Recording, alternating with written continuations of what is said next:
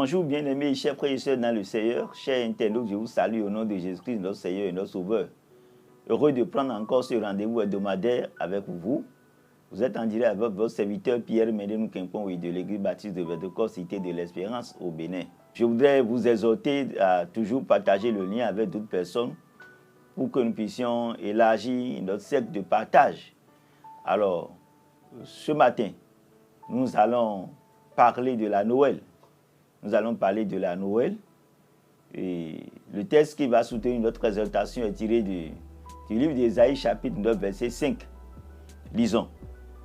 Car un enfant nous est né, un fils nous est donné, et la domination reposera sur son épaule. On l'appellera admirable, conseiller, Dieu puissant, Père éternel, Prince de la paix. Prions le Seigneur. Dieu tout-puissant, merci infiniment pour ce beau fils que tu nous as donné. Merci infiniment pour sa vie. Merci pour ton amour pour nous. Merci pour ta grâce et ta fidélité. Père éternel, que gloire te soit rendue. Nous prions afin que, Seigneur, tu saisisses encore ces moments pour bénir ton peuple, tous tes enfants qui nous suivent maintenant et qui partagent ces moments avec nous. Dans le nom de Jésus. Amen. Alors, nous avons donné comme titre à l'exhortation de ce jour, Noël, quelle espérance. Noël, quelle espérance. Alors, bien-aimés frères et sœurs dans le Seigneur, la naissance d'un enfant dans une famille est toujours un sujet de réjouissance. Un sujet de réjouissance car non seulement Dieu a donné naissance, mais Dieu a aussi sauvé une vie, la vie de la mère. La vie de la mère. Et nous ne pouvons que rendre grâce à Dieu parce que ça fait un double miracle. L'enfant que Dieu a donné et la mère que Dieu a sauvée. C'est pour cela qu'on parle de délivrance. Dieu l'a délivré d'une situation en lui accordant d'enfant. Et dans ce chapitre prophétique, nous voyons la joie du peuple déjà depuis des années que le Seigneur a utilisé son serviteur pour l'exprimer. C'est-à-dire, lorsque nous allons dans les tout premiers versets de ce chapitre, versets 1 et 2, nous voyons que Dieu a utilisé son serviteur, son prophète, pour manifester la joie de ce peuple. Lisons Ésaïe 9, versets 1 et 2. Le peuple qui marchait dans les ténèbres voit une grande lumière. Sur ceux qui habitaient le pays de l'ombre de la mort, une lumière resplendit. Verset 2. Tu rends le peuple nombreux, tu lui accordes de grandes joies. Il se réjouit devant toi, comme on se réjouit à la moisson, comme on pousse des cris d'allégresse au partage du butin. Vous voyez que c'est une grâce, un plan que Dieu accomplit dans la vie de son peuple. Un plan pour ce peuple. Dieu a un plan pour cette nation. Un plan qu'il est en train d'accomplir de façon prophétique. Bien-aimés et frères et sœurs dans le Seigneur, à travers ce peuple, nous devons voir la situation du monde entier, du monde qui court à sa perte et qui a besoin d'un sauveur. Le monde a besoin d'un sauveur parce que le monde court à sa perte, le monde court sans Dieu. Mais c'est Dieu seul qui peut délivrer le monde de la perdition. Dieu est fidèle et pense toujours au plan du salut des hommes. Le Dieu est fidèle et pense toujours à ton plan du salut et à mon plan du salut. Les hommes souffrent et le monde est en perdition. Le monde va véritablement à la perdition parce qu'il y a beaucoup d'injustices, beaucoup de crises partout dans le monde. Nous assistons à des maladies, à des guerres, à la haine, à la maltraitance. Et que pourrais-je encore dire, bien-aimés et frères et sœurs dans le Seigneur? Qui peut donc nous délivrer de cette situation triste et malheureuse? De cette situation triste et malheureuse en face de toutes les calamités auxquelles nous assistons aujourd'hui. Alors, Dieu a utilisé le prophète Ésaïe pour nous parler. Le prophète voyait déjà de très loin ce que Dieu voudrait accomplir pour le monde entier. La naissance d'un sauveur. Quel genre de sauveur? Le texte d'Ésaïe, chapitre 9, verset 5 dit, un enfant nous est né, un fils nous est donné. Donc c'est un don d'enfant. Un fils nous est donné. Et la domination reposera sur son épaule. On l'appellera admirable conseiller et Dieu puissant. Bien-aimés et frères et sœurs dans le Seigneur. Un sauveur admirable. Un sauveur qui sera notre conseiller de tous les jours. Un sauveur qui est puissant. Puissant et puissant pour renverser les forces du mal. Oh, quelle grâce! C'est une grâce pour nous d'avoir un tel sauveur. Est-ce que nous comprenons que lorsque nous parlons de Noël, c'est une telle grâce que Dieu nous accorde? Oui, c'est une grâce immense.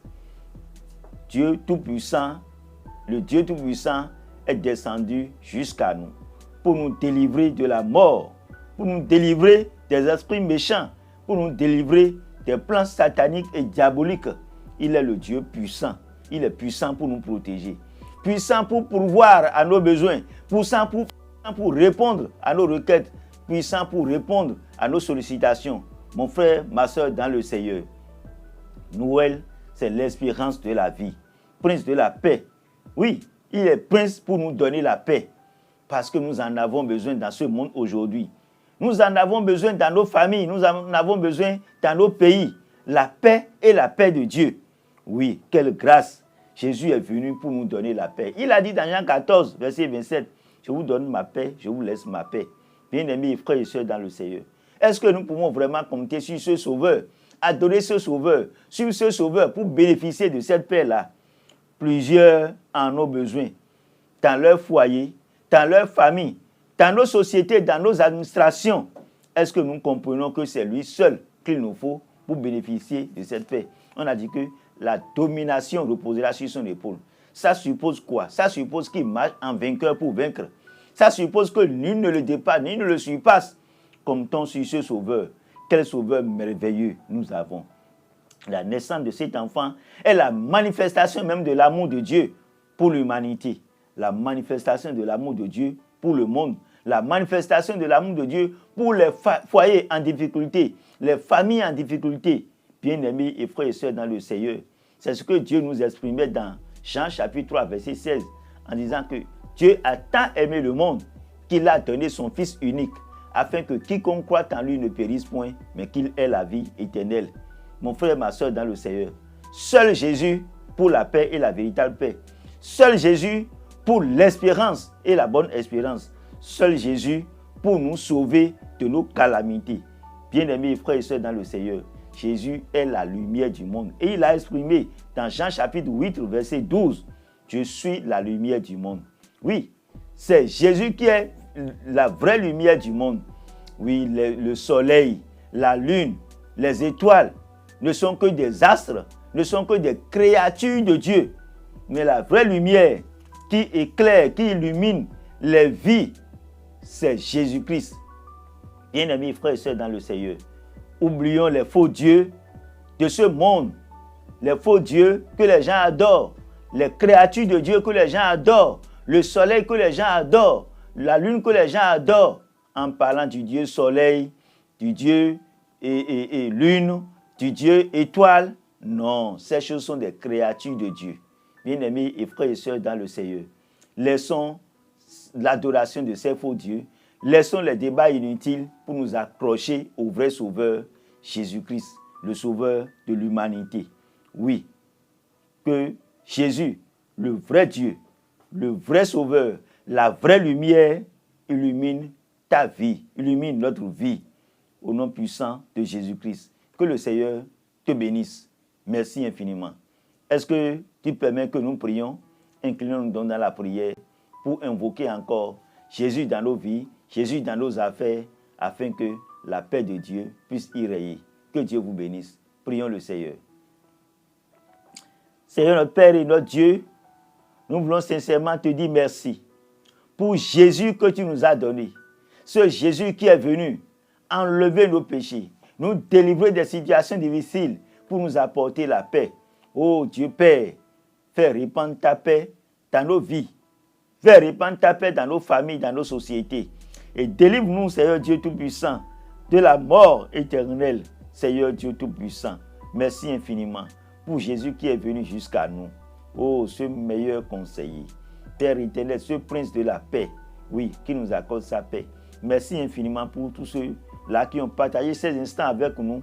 Bénis-les, Seigneur, et comble-les de ta grâce, Seigneur. Que ta lumière divine, la vraie lumière qui est Jésus-Christ, puisse rayer dans leur vie. Afin que cette fête de Noël puisse être encore une opportunité, Seigneur Dieu Tout-Puissant, pour tous tes enfants de faire une nouvelle expérience avec toi. Une expérience de lumière, une expérience de gloire, une expérience de paix, une expérience de restauration. Merci infiniment, notre roi, parce que tu nous as exaucés. C'est au nom de Jésus que nous avons prié. Amen.